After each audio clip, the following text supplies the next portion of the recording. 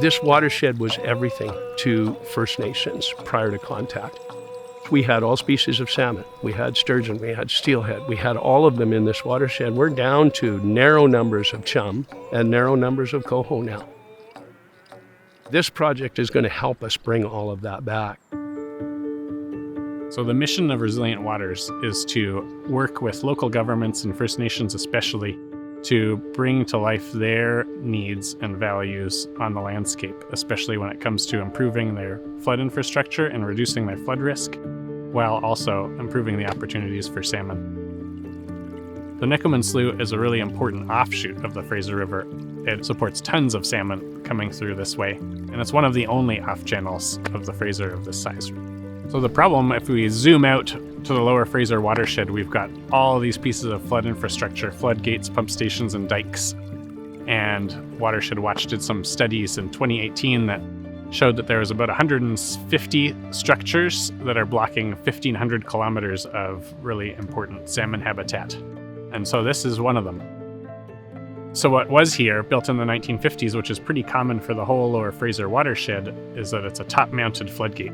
And the problem is that the hinge is at the top, and it's a big cast iron gate, so it's staying closed almost all of the time, only when there's water enough to push it open, and it only opens the tiniest amount, so it's really not enough to let salmon get through to these really important pieces of habitat.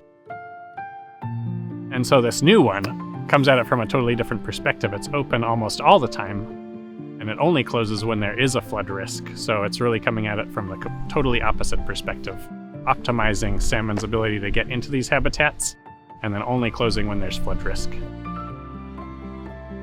If this wasn't put in right now, the entire ecosystem of the North Nicomen wetlands would be gone.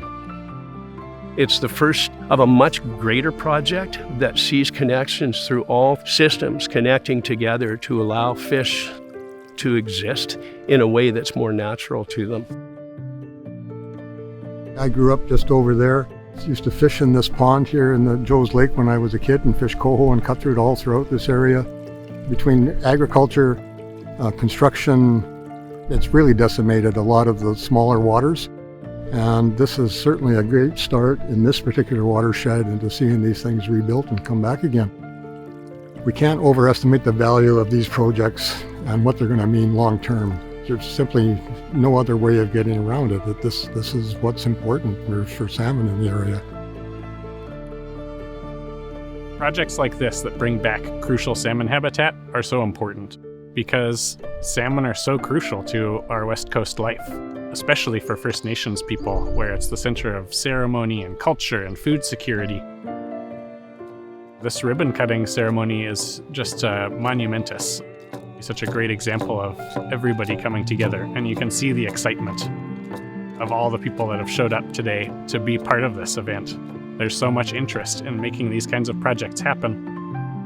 This is a great result of the collaboration that's taken place, and I'm certainly hoping that long run this can happen everywhere through the province. We're not here to build something new. We're here to support nature to be what nature needs to be and nature wants to be. And that's exciting. This is our first project of this nature, and it's a really great example of how First Nations communities can come together with settler communities, talk about their shared values and interests, and then come out of it with something that is really benefiting everyone by reducing the flood risk and improving the salmon habitat.